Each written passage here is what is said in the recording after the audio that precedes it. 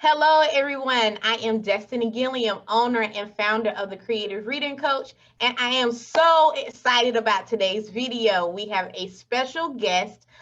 This topic is near and dear to my heart. I know a lot of moms' hearts as well, because this is something that can greatly impact reading and a child's academics. So today's video is all about ADD, ADHD, and what is the proper process. And joining us is a fabulous lady, Dr. Catricia. How are you doing, Dr. Catricia? I'm great this afternoon. How are you, Destiny? Girl, I'm hanging in there, trying to keep it all together. Thank you for joining us. Thank you for having me. No problem. So we'll jump right in. So tell us about yourself. How did Dr. Catricia become Dr. Catricia? Well, that has been a very long process. I've been practicing medicine for, goodness, 11 years now, like more than a decade. It's crazy. Wow. I did a non-traditional way of entering med school. I went to a combined school. So I did undergrad and med school together right out of high school at 17. So it kind of accelerated, not kind of, it was accelerated. So Yes. saved a lot of years, did residency training after I left med school. Initially started off doing psychiatry. So with the intentions to do child psychiatry and really treat a lot of ADHD, children with ADHD, ADD, but now I'm a general pediatrician. So I switched from psychiatry, did residency training in general pediatrics. And then from there in Georgia, that took me to New York. I did a fellowship in pediatric urgent care medicine. And then I went to Miami, and now I'm in the Midwest practicing outpatient community medicine for pediatrics. Girl, you are amazing. Let me just recap what I think I just heard. Let me put it. You put to get you were in an accelerated program at what age? If you don't mind me asking. 17. Girl, that's some real magic right there. That is amazing. Thank Kudos, you. kudos, kudos. Thank So you. I came across you in your community on not Facebook, on Instagram, and I was so intrigued in now having that background information and the work that you do now with moms. Talk to me how you married those two, because it's an amazing platform. Thank you so much. So that was birthed out of a pain point, which was learning how to become a new mom. Yes, And a new single mom on top of that, so I finished my medical career without having children, and my first year being attending. So attending is like when you finished all your training and like now you're the it person, right? got it. Had my daughter like that second year going into attending. Uh-huh. And I became a single mom, and it was just a matter of that chaos of balancing motherhood, being a brand new, like full-fledged physician, and Right. parenting at the same time, and just trying to figure out that balance. And silently was going through what were symptoms of postpartum depression and didn't have the community that I needed. Um, Got it. 2, 3 years later, went through healing, transformation, really worked on myself, and now I have developed a community and a coaching program to help other single moms to transform their lives as well, so they don't feel like they need to go through the chaos of the day-to-day life, and that they can have the life Yeah. they want to live, walk confidently, parent calmly. You can have it all. You don't just have to be mama, right? Girl, listen, that is amazing, because aside from like the reading coach part, I'm living that now. I'm a single mom of three. 2020 did something to my relationship, and but that's literally what I am living. And oddly enough, I thought when I would go through that process, I thought it would be, well, how do I find balance for my kids? How do I do this? How do I do that? But it really came down to me, what Right. makes me happy. Exactly. Because if I can't find, it's not about my work, it's not about my kids, it's not about my mom, it's not even about my ex. What makes me happy so that I can show up for my kids and be the Exactly. best self? So that's Exactly. amazing. Thank you. Exactly. Yeah, that's my mantra. Like I always say, number one, I think we think of self-care as being selfish. It's not. Like it's if you're not pouring into Yes, yourself first, you cannot pour out. Like yes, I have to be my best. Kiddos don't need their mommies or their daddies to be perfect. They need us to be happy. And if I'm not yes. parenting from my best place, then I'm not giving my child the best environment to nurture her fully to her potential, what she's capable of being. And I feel like if we take the time to work on ourselves as individuals, then we would have less adult healing from a child. But that's a whole nother story. That's not why we're here today.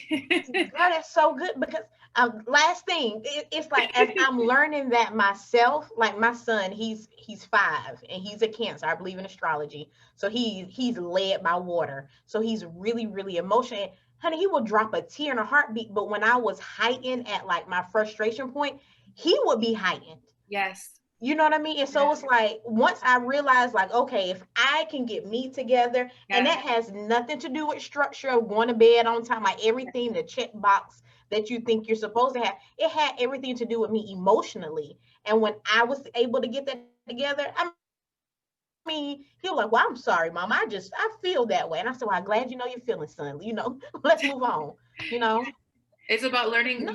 and that's what, yeah, totally. I'll talk about that with my clients. It's about learning what's your capacity, learning what your triggers are. So when you acknowledge that, then you can respond totally different. Like a child's going to be a child regardless, you know, like, but they will feed off our energy. They're going to fill off our vibes. Like we were saying earlier before we got on live, is that, like, you know, I was having a bad day yesterday. My daughter sees that, and that changes how she interacts. But it's our role as parents is not to add to that chaos, is to create the calm. And so we don't figure out what the calm is for us, then we can't fully help them when they're gonna, you know, when they're unable to, you know, regulate their emotions, which is what ADHD is about, is not able to regulate your behavior and the impulsivity that they have. Girl, this is amazing. Like, this is divinely, like, this is so good. It's so, because a lot of women that I meet, we spend so much time, and the way that it manifests in my line of work is that I mean a lot of women who have mom guilt, and so they receive that the reading troubles are like, they internalize it. Yeah.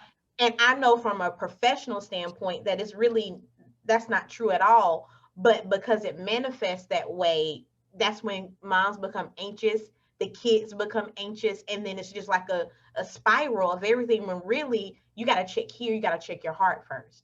Right. That's so good. We can talk about this forever. Let me check my other question.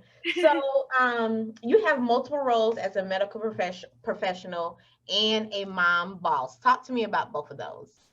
Right, like, where does the hat come off and come on? And like, it really is like they kind of all blend in together. Again, especially coming from a single parent home, I always talk about how, like, there's no off switch. It's like you're constantly in like superwoman mode. But as the medical professional, you know, like, that's my typical Monday through Friday, like on the weekends off, unless I'm on call.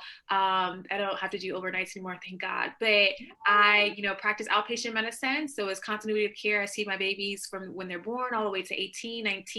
And then I have some passion projects inside of that. So I'm an expert in asthma inside of my community. I'm really passionate about maternal mental health and like getting moms the best care that they need. Because again, if we're not healthy as a mama, we can't really have our newborns and our toddlers being nourishing and flourishing in a thriving environments, right?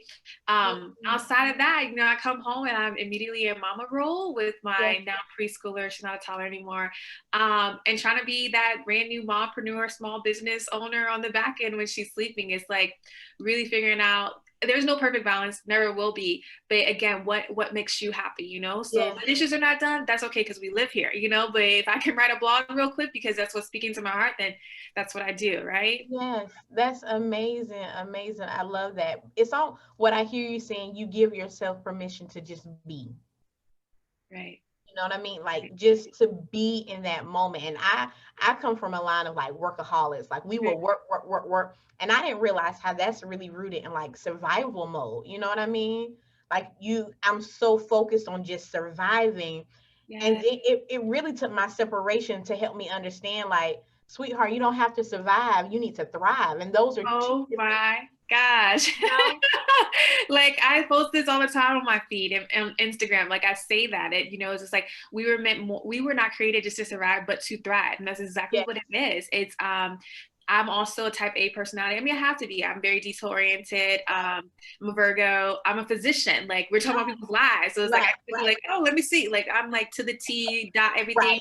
But my daughter is opposite. So I really had to learn that, like, I had to let go of like those OCD ways. Like, I can't say do X, Y, Z altogether. It's like, just do X. And then she finishes X. But me, it's like, my brain is like, oh, there's 4 things to do. We can do them all together at one point, but she's not like that. And so learning your child, you know, it really causes you to have to continue to grow and to learn yourself and to evolve into this new woman, which never knew like there maybe have been that side inside of you that you didn't tap into until you enter into motherhood. And it's not, I love saying to new parents, because that's also a passion of mine, when they come in, like they have a million questions, they always apologize. And don't apologize. They don't come with books. Yes. I'm a whole pediatrician. I still don't get it right with my own, Yes. but it's a learning curve.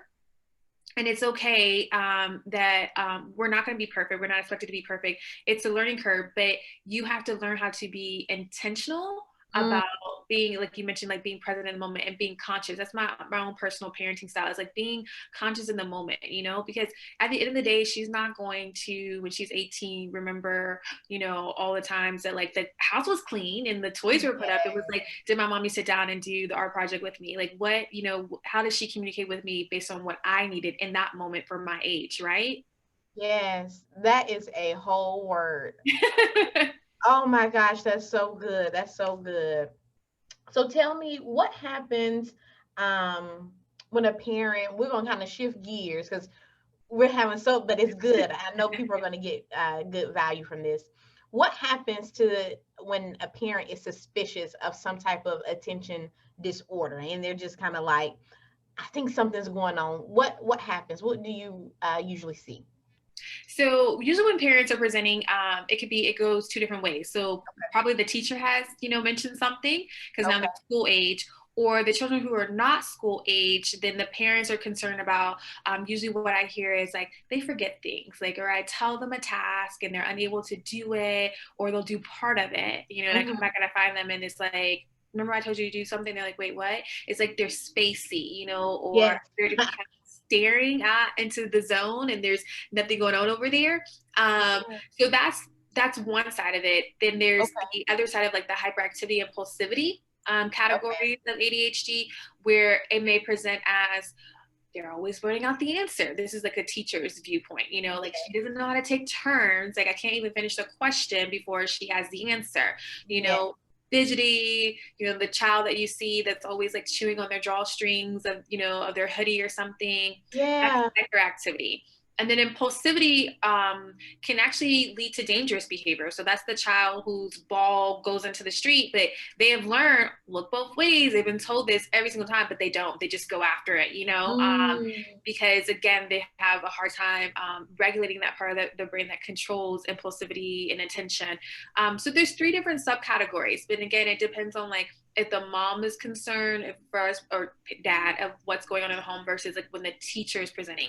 Got And it. actually, in order to diagnose ADHD, we look at is it more than one setting? You know, so if it's just the teachers who are saying something and mom's like, no, he's not like this at home, then I actually tell them, hey, it could be just a teacher child kind of conflict, you know, in Dynamic. regards to Yeah. like working relationship styles. But if both parties, both adults, home and school, or like co-parent homes are seeing the same thing, then it's probably more likely to be on the continuum of ADHD, Okay. especially if it's starting to affect their daily functional skills. So we're talking about it takes you a whole hour to get ready for school if you didn't have any supervision. Like you can't go through the process and you're 8, 9 years old of like getting yourself together.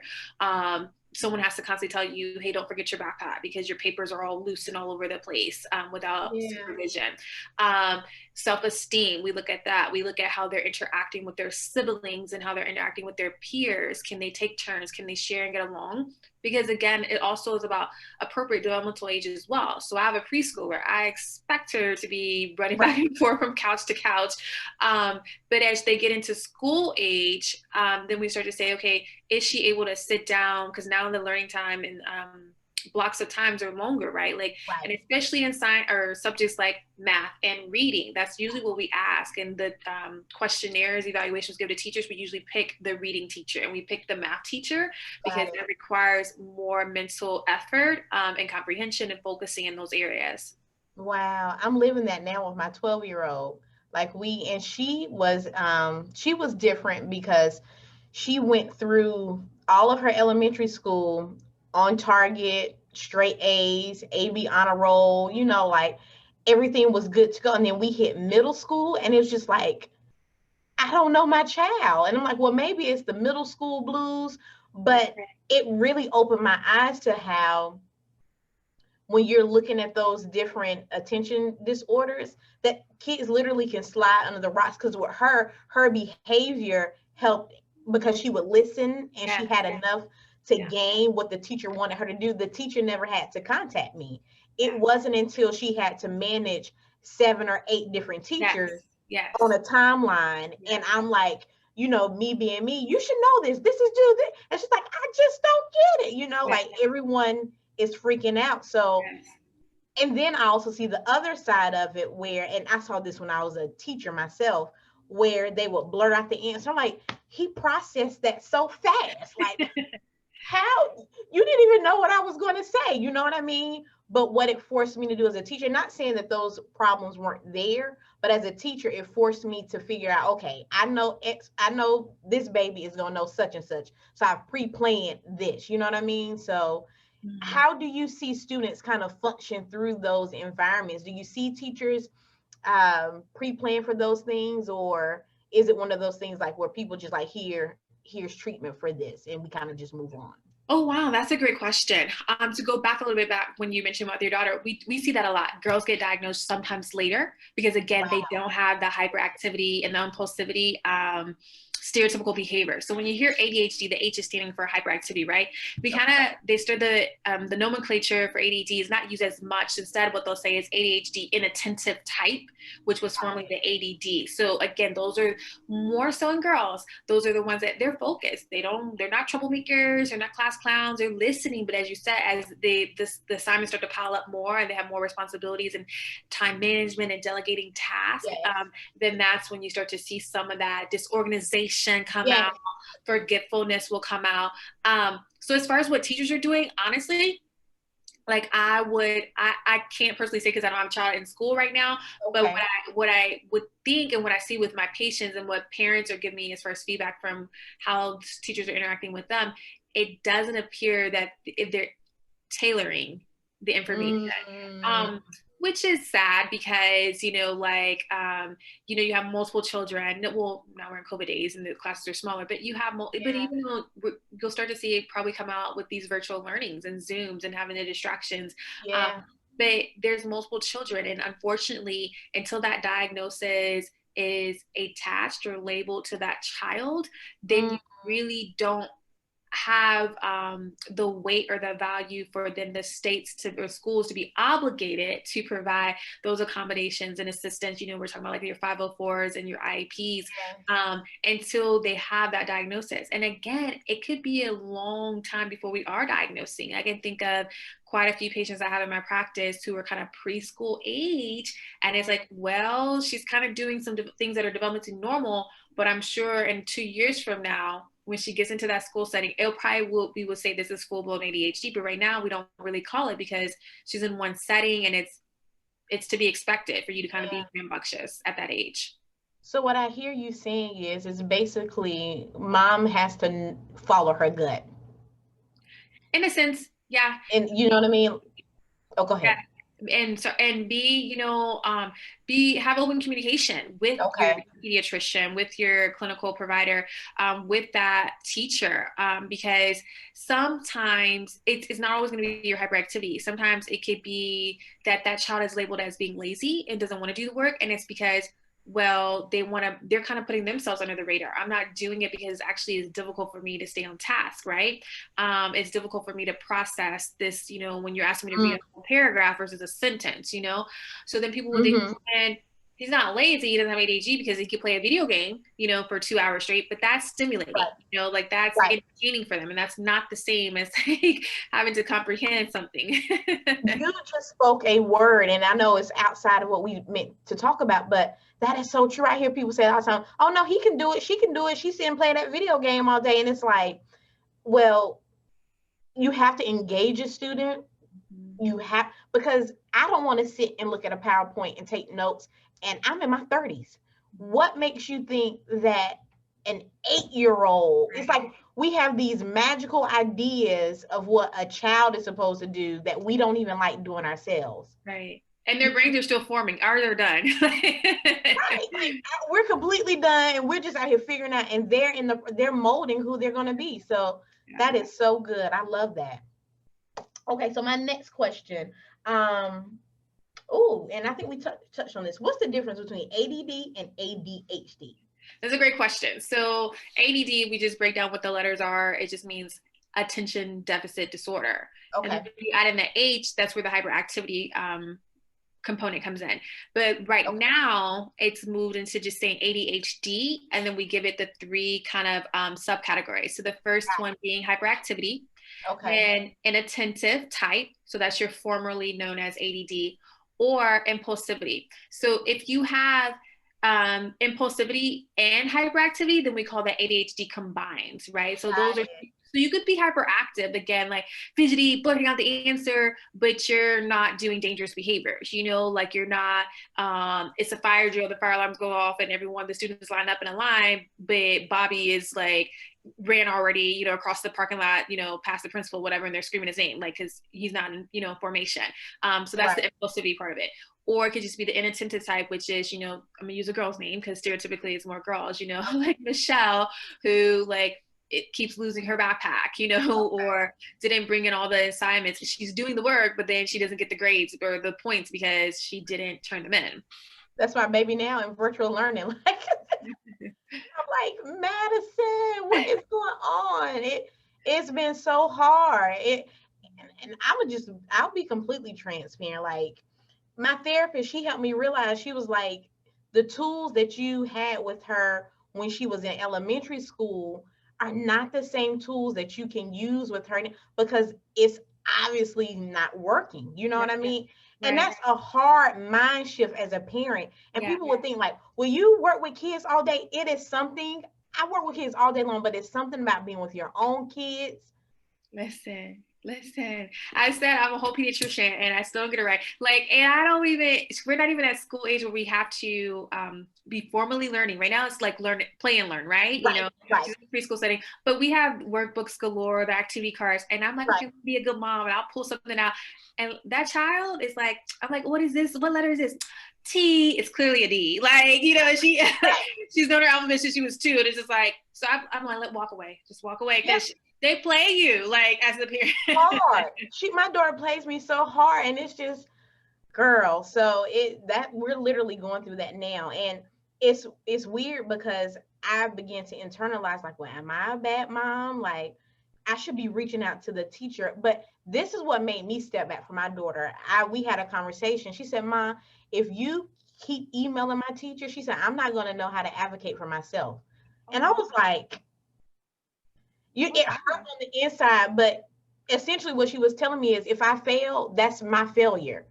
Like, that's my, and not mine, but like, that's her, for her to own. So we don't struggle bus, but I can see her saying that lets me know that developmentally she's trying to gain her own identity and she wants to own that. I can't get in the way of that because of what I think she should do. You know what I mean? Right. And she has insight, you know, so you've gone from like the concrete thinkers of like, oh, it is what it is because the sky is blue, to now like being more a logical thinker. Like, a new developmental stage. And what your therapist said is like, the tools and the structures and the routines that we have for 4 is not going to be the same for my 8-year-old. And what if a mom of twins, a mom of multiples, you know, or a mom who's already had an 8-year-old and now here's her next 8-year-old that she's raising. It's different amongst kids. I only have one, but I tell parents as well, you know, like when you're parenting, like you have to really adapt your style for each individual. They're all individuals, you know. Yes. They may be close in the same age range. You're like, oh, my son is 18, and so when he was 12, I did this, but it's a new child at 12. Now, I say that all the time because I'll hear parents on our end, they'll say, well, my oldest, he just picked up reading. I didn't have to do anything. He went to school and he learned how to read. And with my youngest, I have to do everything. Like you were saying, I got the workbooks, I have the flashcards, and it's like, sweetheart, we all learn reading in a different way. You know what I mean? Some kids, you can literally put them in front of any teacher and they will learn how to read regardless. And then there's some kids who need the teacher plus small group and maybe even additional support outside of that. So that's very true. All right, so my next question, let's see. Oh, this is a good one. So say this stuff goes, say ADD, ADHD goes untreated. How can this potentially impact their academics in the future? Oh, wow. That is a really great question. Well, again, it's on a continuum. You could see children kind of just skirt by you know, and be your average student. And again, especially if there's not that hyperactivity, impulsivity component, it's just like, Yeah. oh, well, they're just a normal student because they, in a class of 20, 25, like if you're not that squeaky wheel, you're not getting the attention right from the teacher. And this is not shade on teachers at all. I'm not a teacher. Yeah. What I'm saying is like if the child is not a distraction for the class and they're turning in the assignments and they're a C average student, then that may not be their full potential, but we don't know that because they haven't had any behavior concerns. It's only when you start to see behaviors or like they're truly failing that maybe the teacher is reaching out or the parents are like, okay, something's odd here. But if we're like, you know, B's and C's and we're just kind of steady coasting through elementary school until we get to middle school when the work gets harder, then you say, oh, okay, maybe it wasn't that maybe she was doing well, but not well for her potential and her, you know, her ability, right? Yeah. So that's one scenario. The other scenario is just like that we fail, you know, and that we're repeating grades. Sometimes we see the kiddos who are in preschool or kind of kindergarten, first grade, may get held back, not just from academic standpoint, but because for social, you know, maturity as well. Yeah. To kind of help them engage a little bit more. I have a lot of those, like, I mean, they've aged out but they'll be like 11. I'm like, oh, so you're in sixth grade? They're like, no, fourth or fifth. And I'm like, yeah, we had to do kindergarten twice because of his behavior or something like that is what I hear. And then we see that, you know, ADHD is chronic. This isn't something that like, oh, you get your medicines and it's cured. You know, a lot of times this goes probably up to 80% can go into adulthood. But it depends on the type of career that adult chooses that they may be able to function. Again, it's all about when we think about ADHD, when we're treating it and diagnosing it, we're looking at not just symptoms, but like how it's affecting your daily functioning and the intensity of that, right? So as an adult, I definitely believe I have some ADD components because I'm constantly scrolling on social media when I should be typing my notes, you know. But it's a matter of like, how can you continue to perform, and how are you functioning from day to day with those symptoms? And that's with all psychiatry diagnoses, is we look at like how you're interacting with your community, with your environment, and then your self-help skills that you're doing on a day-to-day basis. So as the child gets older, clearly they need less mommy help, less dad help. But as you're seeing, okay, well, he's losing things or she's forgetting things again, whatever, and so it's starting to affect her day-to-day skills, then we think, okay, maybe this is a little bit more in depth and we need to maybe think about treatment modalities or changing the structure of her learning environment. So that sometimes we'll see co-diagnoses. So sometimes an ADD will be there, but then as they get older, we'll realize there's some underlying anxiety, or we'll see, you know, ADHD with like sometimes tic disorders or like depression, or maybe some oppositional defined more of behavior or ADHD is a behavior, but other behavior disorders kind of together co-diagnosed. That's powerful. I feel like my daughter, she's gonna look at this. She's like, "You telling all my business. Get over it, Madison. Listen, love starts at home and spreads abroad."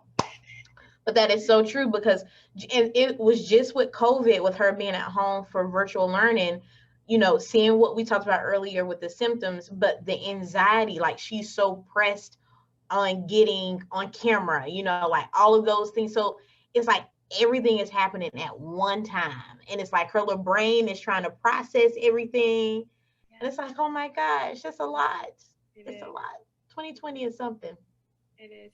But that's great insight that you have as a mommy too, because it goes back to what we were saying in the very beginning, is that like learning our capacity and like and how we're responding. So like for you to be able to understand that it's her brain processing things, you know, it's the same thing I have to remind myself when my child is having a tantrum over it rained yesterday. She's like wanting her little McDonald's toy prize umbrella because it's raining outside. Go back and get it. I'm like, it's not a real umbrella. Go back in. I'm just like, oh my God.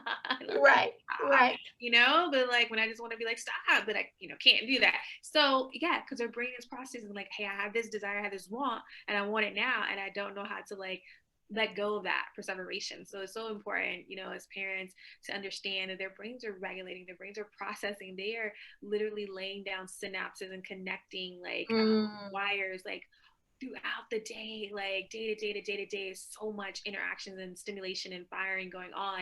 And ADHD is the condition of not having that part and that signal in your brain to regulate that behavior, activity, and attention. And you know what? I think having this conversation, and this was nowhere near on the question, but having this conversation, it's almost like giving grace, because sometimes even when my youngest do, they'll have a tantrum in a heartbeat, and I used to feel like, you got to get up, like I don't want to be embarrassed, I'm the mom with the kids that's showing out in public, like I wanted to. So it's almost like you have to give yourself permission to just, it is what it is, like a no judgment zone, because I'm not judging myself, so I'm going to extend that same thing to you. But it's like life and the world has painted this picture, like you have to be this mom with the perfect kids and this and that, and we're going off an imaginary setting that really isn't there. You know what I mean? Right. That's all social media. We post our highlight reels, when honestly in the background, hey, again, a whole pediatrician, but if you saw the way my child acted, like, not that there's nothing horrible about her behavior. She's acting developmentally appropriate. Yeah, It's, right. I have to learn how to become the parent that she needs. Yes. I never want a parent to my convenience, right? I think a lot of parenting happens to do with like, oh, this is not convenient for me in the moment, but it's just like, that's what her need is. And it's not about a matter of like spoiling my child or like causing her to be disrespectful. Like she has manners, like, right. I can say something and I say, okay, do we walk or run in the house? And it's, we walk, like she knows, right? But in the moment she's all over the place and she wants to run, but she knows how to correct those behaviors and respond. But there's some moments where she's so heightened. Think about it, like when we're in the middle of crying for whatever reason, we don't just stop. You can't do that, right? So there's like, stop crying, calm down, just like, no, like maybe what they need is to let that out. I think it's also important, and I say this a lot in my coaching business, is to understand what your child's love language is. And she's all about touch. I'm not, like, but that's her love language, so even though she is in the moment, she still wants that secure kind of like give the hug, even if she's in the wrong, right? Like, but I can't be the bitter mom holding the grudge and be like, you literally just threw the milk on my floor that I'm having to wipe up, that you're crying about, and now you want my hug from me, like what? Like, but that is the learning curve of being a parent, like, and the more we can understand how, and we can just take it back to the science of the brain, whatever, and how that they're learning how to regulate these emotions, then the better, like you said, with the grace, we can, the more we can extend that grace, and the better we can regulate our own emotions, our own selves, to kind of go through that chaos, because the chaos is always going to be there. Like the meltdowns are going to happen. That's unpredictable. Well, sometimes you can predict if they're hangry, but it's going to happen, right? But it's equipping your own self as a parent with the tools to get through those moments, right? Because you're not, we don't throw oil on fire, right? Like you don't add to it, because it's like as quick as it starts, it ends, right? But in the moment, if I'm not feeling it, then it just seems like forever. And I do have to remind myself that. Look at me, I walk away, take breaths, and I'm like, oh, well, she's done, But had I been like, stop, or like that, it goes on so much longer. I was like that with my cancer baby. His birthday is July 1st, and a heart of cancer, and he would have a meltdown in a heartbeat, and I was like, just stop crying, I want to cry too. Like it would be so, not necessarily bad, but just so emotional in our house, you know what I mean? But you said something that made me, culturally, like especially brown communities, we have the idea of that my word is this, and you will respect me, and I say be quiet. And I grew up in a household like that. Like I just thought that, and trying to implement those same things, it's like, and then and I'm being real transparent in this interview. When you go around family and they still have that mentality and you parent differently than that, it's like, as much as you don't want to, you still want to feel like, well, I'm a strong parent, but not realizing it takes more strength to parent the way that we're talking about now than just say, because what I said, so hush your mouth. You know what I mean? Exactly. Wow, man. Ooh, this is like 3 interviews. Oh my God. Like, but you're right. Like I'm in a lot of single mom groups, and someone posted something about that today. The question was, what generational curses are you trying to break from your family, right? Okay. And so the first mom said something like, do as I say, or something similar to what you're saying, right? Or without giving children explanations. And I was like, so I responded, I was like, you're right, especially when you're raising an inquisitive I can't even say the word, someone who's inquisitive, like Yes. who's always inquiring, like, and this is the developmental age we're at right now. She's 4, and it's always, well, why? And it's not why because I'm being disrespectful. Like, she truly is learning. Like, she's learning, and you can see the connection. She's like, and we're a bilingual family, so I'll say things to her. She's like, oh, so what is that in Spanish? Or if I'll say it in Spanish, and then I can see like where she's already connections. And so, yes, learning how to parent differently from how you were parents, and it's not. And again, no shade on parents, no shade on teachers. It's like, you do better when you learn better, right? Like when you take the time to get to work on yourself and to do the research and figure out what works for your family. So what I was saying is, so I'm in a single moms group, and this goes along to what you were saying about like learning how to parent differently and wanting to change styles from how you were parented. Even like not trying to internalize, like if I'm doing this right, if I'm being a weakling because it's so opposite and polar of what your parents did and what your grandparents did, especially when it's a cultural thing, right? Like you become that black sheep and you are that oddball, and you constantly think, well, is this the right way? Because your children are adults, they are not adults yet, right? And I hear a lot of times, well, it didn't hurt me, look at me. And it's just like, well, we're onions and there are layers to us. And until you take the time to do like the internal work, maybe there was some hurt that you just haven't really, gotten to that layer, to the core, the root of. Gosh, all the things I talk about with my clients, like we talk about getting to the core of things, because sometimes we cover things up by saying, this is just the way I am. Well, why are you that way? Maybe it was the way that was ingrained or taught to you, which is your norm, but doesn't mean it has to be your norm. Because again, are you fully living out to your potential? Like, are you maximizing who you were created to be? And again, in parenting, I think a lot of times we, again, do that out of convenience. The do as I say, children are seen, not heard. Like, I do not like those things. Like, we're humans. They're not our robots. Like, my daughter is a gift, and she's my responsibility to rear. She has her own potential. She has her own gifts, her own purpose. And I'm just here to give her a nurturing environment, a safe environment to cultivate that. If I understand it or not, and if our personalities are so different or not, because my role is not to make her a mini me. My role is to really come on. So it drives me bonkers. And I'm probably sure I have said it somewhere along, like, because I'm healing. I think we heal every day, as long as you're walking on this earth. But early on in my healing journey, I was like, my daughter is not a mini me. Like, and I tell her that all the time. And someone's like, well, you don't want her to be better than you. It's like, well, no, that's the purpose. Like, I need her to be better than. It's my mom walked and got me this far. Even with whatever happened in our household, she got me here. It's my turn to heal me. And now my daughter is going to walk further. It's the cycle of evolution. That's life. Right. You can't expect them to be a mini version of you. Exactly. And do you know how much pressure that is on a child? Like, I've had friends who they can't make a decision without their mom. Oh, wow. You know what I mean? Like, you just can't make, and that's because I think it has been ingrained in, like, this is my mini me. No, baby, it's not. It's a whole new soul inside of that physical avatar. Like, it's completely different. So I love that. Yeah, definitely. That resonates with my heart so much. Wow, like parenting is it's tough. Let's just put it like that. Point blank. Sure. It's rewarding, and it will there's a quote I have in a room that says, you're everything I never knew I needed. It's not about like wanting to have kids, whether they're planned or not planned. It's they bring out another part of you that you didn't know that you need for your own healing, right? For your own, and I'm thankful to be a mom, because I've learned a lot more about myself in these past 4 years. It required me to go through a healing and a transformation journey, which I do believe we all go through seasonally, like crises, all that.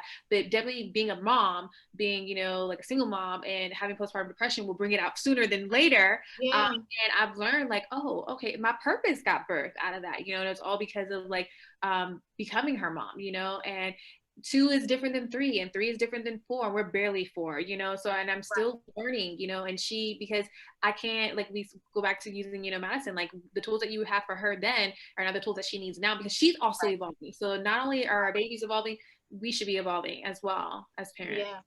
And I love the quote you said, parenting isn't convenient for me. Like, and I'm going to hold myself to that, because sometimes I'm like, I just need a break. go get your tablet and leave me alone, close my door, you know what I mean? But then at the same time, there are moments where I'm like, it's okay for me to break free, like sitting on YouTube for a little bit on your little Kindle, it's not gonna hurt you because I know what I do in X, Y, and Z. I give myself permission to Yeah. be, you know what I mean? But Yes. Oh yeah. again, oh, go ahead, I'm sorry. Yeah, no, like I think there's too much pressure on moms. Like you said it earlier, like, oh, and again, no shit on like how you choose to be a mom, but I think in the culture that we live in, social media culture, when you see Okay. DIY projects, and this square here's pretty, and then the pumpkin festivals and like matching outfits, and oh my god, first of all, we know comparison is a thief of joy. Second of all, Okay now. second of all, like that goes back to again to doing that internal work. Like when you realize, okay, this is not what works for my family. Like she's okay with not getting non-organic chips. Like and Right. here and she's surviving. And as long as she's happy and thriving and I'm happy and I'm thriving, that is okay. Yes. Like I'm not a mom who cooks every night. The girl wants Right. Chipotle, we go to Chipotle. Like it means Right. vegetables and rice and a protein. Like we're good, Right. right? Like, so because sometimes it's a matter of like you again learning your capacity. What can you handle on your plate, so that you are taking time to pour into yourself. So yes, there are sometimes when she has TV on because I need to be in my bedroom reading a book for myself Right. for like a 10 or 20 minutes because I can't always be on. But I didn't know that the first 2-3 years because of mom guilt, right? I didn't know that because I wasn't being intentional about self-care. And until you start to go through burnout and until you start to go through exhaustion and you realize that starts to change how you parent and now you're being momzilla all the time, then it's like, wow, I don't need my child healing from things that I imparted in her because I wasn't healing, right? I am living that, and I have gone, and my separation brought that out, and not because it was a thing of sadness of the separation. It was more so of like, so for me, a trigger, and this is gonna sound crazy, a trigger for me is if I don't have enough sleep, and it's so simple, but for me, if I don't have enough sleep and I don't eat, girl, I will get a migraine and it will shut my whole day down. And I'm parenting from the migraine and not parenting like in that moment and being present, right? And so what was happening is everything about, and I would just say everything about my kids was driving me crazy. This one can't find a shoe. This one wants a dinosaur. This one didn't turn an assignment in. And I was just like all over the place. It wasn't until COVID, in the last part of this COVID, this quarantine, where I realized like, hey, maybe we don't need to come do schoolwork at the office. Maybe you need to be at home in your environment. And maybe it's okay for me to sleep until, X, Y, and then get up and do what I had to give myself permission. Now I'm happy. I'm in my happy space. Yeah. They're in their happy space, even down to like making the decision if my son will go back to school when they opened up. And the first like, well, I'm a bad mom because he's gonna be in school. And I was like, listen, we're gonna pray over you, son. We're gonna get you your little mask, but you're gonna go to school and I'm gonna pick you up, and that's just gonna be that. So that is so good because I will operate out of momzilla with the quickness if I don't take care of me. Exactly. So knowing what your triggers are, knowing what your capacity is, like, oh, I didn't get to sleep, so I need a snap. So I gotta be mommy. Yeah. And you know what else? What I found happening with us in our household, it turned into like you make the kids feel guilty for just being them. And it's like, well, no, that's just a regular need. Like, I just want you to talk to me, mama. I want to show you this. I want to show you that. And I was like, okay, I don't want you guys to feel like you are, like they were tiptoeing around me. Yes. You know what I mean? And so it was like, okay, something has to change. And the change honestly was me. So I was like, listen, I work, people probably look at me and think I'm crazy. I literally probably work 3 to 4 hours a day, but in those 3 to 4 hours, I knock out everything I can. And then everything else is about, what I want to do as destiny. Right. And everything else is about my kids, making sure that dinner is cooked and that type of thing. It's just a sacrifice that I've had to make in this season in my life. Right. And it looks different too. And I'm glad you said the word season because it's not always going to be the same. And because it's not about perfection, it's about progression. It's about extending more grace. Grace is the word of 2020 for everybody because what's working now in this quarter, like may not be the same as we go into 2021. Like, first of all, that's my vision board over there. Who put coronavirus on my vision board? I didn't.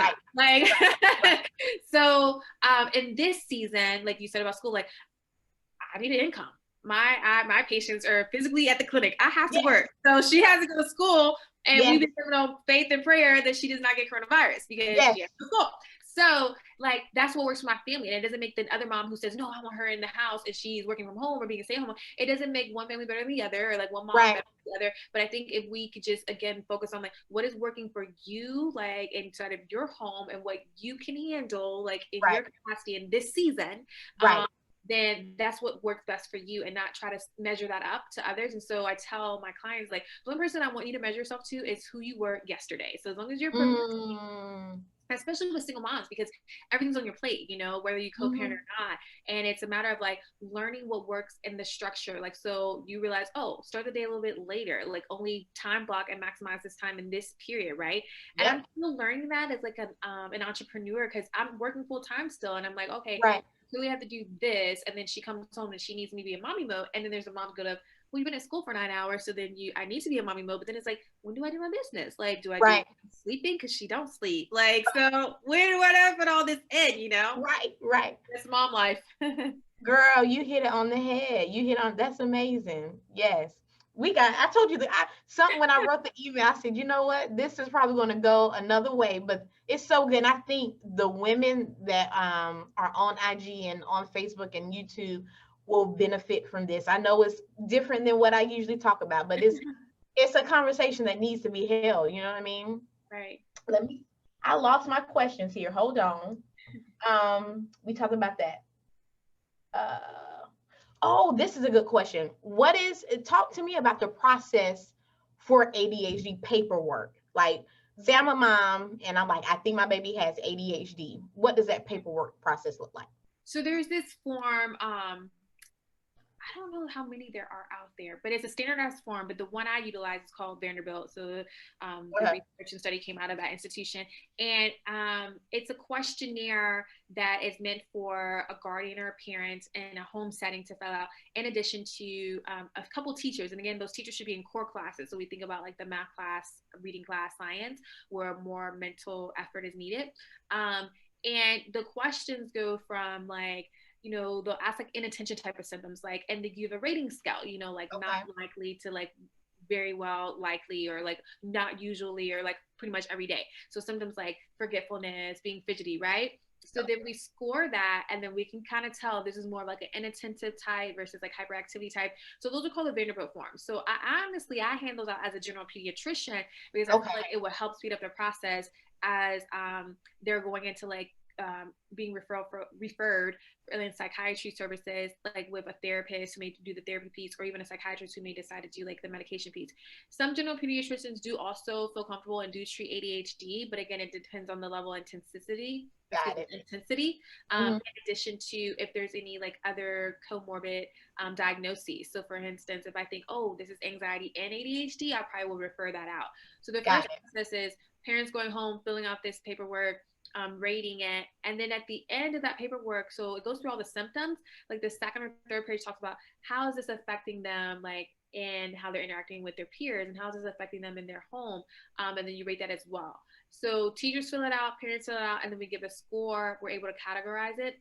From there, again, sometimes it may not be just on that first, you know, visit, that, or even the second visit with your pediatrician, say, oh yeah, this is for sure ADHD. Because again, think about it, could be situational. Like, we're doing e-learning now, and we weren't doing e-learning, you know, like, or my class that I'm in middle school and I wasn't in middle school last year, or I have a new teacher, or my class size is different, or my parents just got a divorce, or my grandmother just died. There's a lot of different things that can change how a child is adapting and learning. And we don't want to give them that diagnosis prematurely if this is something that hasn't been going on more than like a 6-month period. And again, especially if it's not affecting their daily functioning. So that's the first step. And then the second step will be is once they have the formal diagnoses, deciding and working with the parents, okay, is this something that we're going to work on and modify when it comes to like just adapting their learning plan at school by providing like an IEP, which gives them specific guidelines that the school has to actually abide by, as far as whether that means more time to take a test, sitting closer to the teacher, you know, like not in the back so they're less distracted. Maybe sometimes children even need to have like an aide, you know, like sit with them, you know, or in specific classes, you know, only in reading and math, they need this aid, you know, because we always want to be about mainstreaming and streamlining them in like the general populations and never Instead of separate pulling them. Exactly. Because again, about thriving, right? Like you thrive when you're around your peers, even if you may need a little more accommodations. And then from there, sometimes maybe even getting treated. And so that treatment may look like, you know, using stimulant or non-stimulant medications. But it definitely could be a tedious process for sure. Okay. So a mom shouldn't be prepared. Like I filled out the paperwork, the teacher filled out the paperwork. Now we get medication. Like it shouldn't, I'm hearing like it shouldn't be that cut and dry. Oh no, no, no, no. So Okay. the first appointment, if especially if it's your general pediatrician, it's like, oh, I think they have this. And then it may be, you know, I'm asking about sleep routine. I'm asking like, you know, stressors, anything else that's happened in the house or the family recently. And if I think it could be some other things, then we'll work on those things first. Got You know, it. is the teacher saying something? Did the teacher bring you notes? You know, gather some notes from the teachers, and you come back a month or so later, weeks later. Especially if we're going to summer break, a lot of times I don't even address it because I'm like, what do they need to focus on during summer break? Got it. That makes sense. It does, because also we give children what we call holiday breaks or vacation breaks, where they won't take the medications during those seasons when they're not in school. Because those medications come with side effects. Sometimes you can see their growth and their appetite be decreased a little bit. So we don't want to give it to them if they're not requiring it to focus for schoolwork.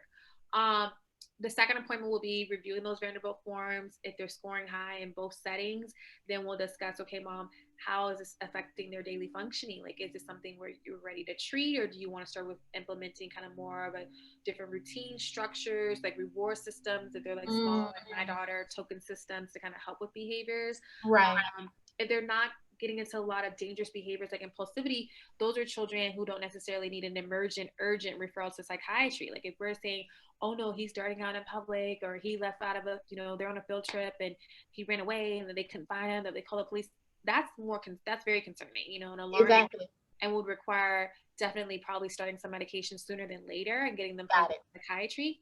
But psych, you know, I don't know if you know, child psych is so underserved across the continental US. There's not a lot of child psychiatrists. Okay. A lot of child mental health disorders that need to be treated.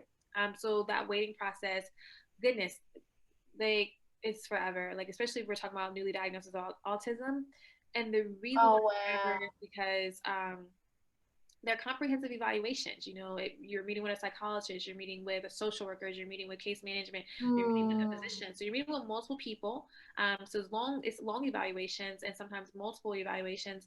And then from there, the reason why is because we want to have the correct diagnosis so they can qualify for those services that they need, because early intervention is what's key, right? And that's autism, but also early intervention, going back to what you said, what could happen if we're not treating ADHD, it's the same thing. Like early intervention is key, because if we continue to kind of skirt by, like we may not be fully maximizing our potential, or perhaps like getting labeled incorrectly, like, oh, you're a trouble kid, when you're really not. You're a gifted child, but you have trouble focusing.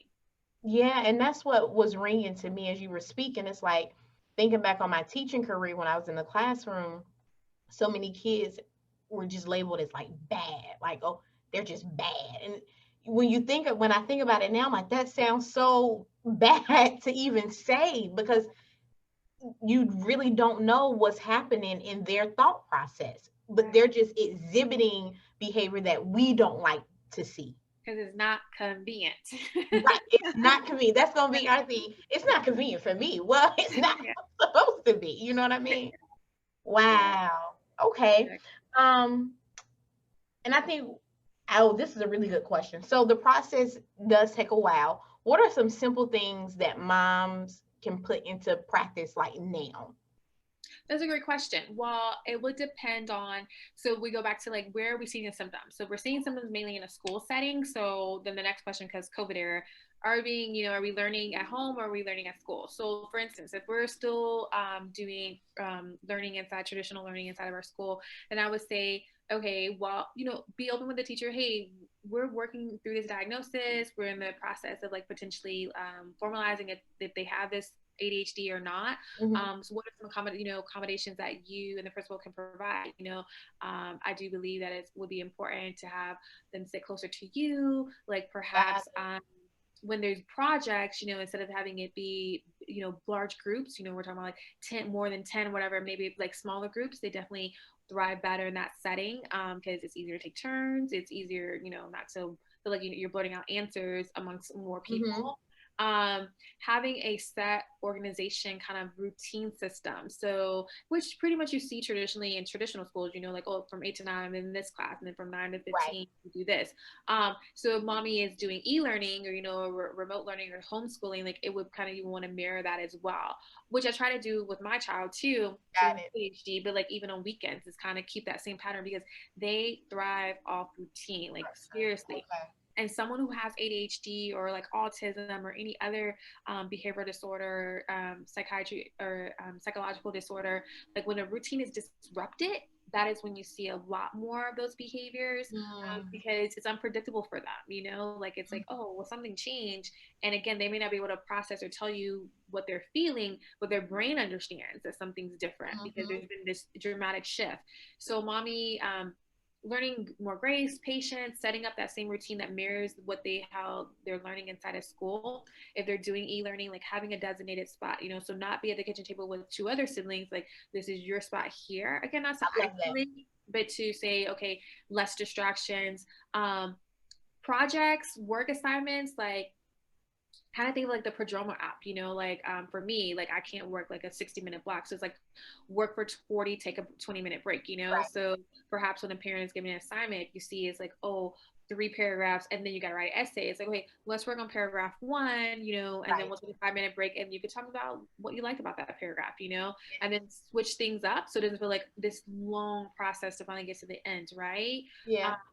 Other thing that she can do is, just keep the communication open with your child as well, like what works for you, like would you rather start with this assignment versus this assignment, like especially if your child's not a morning person and you're doing from home.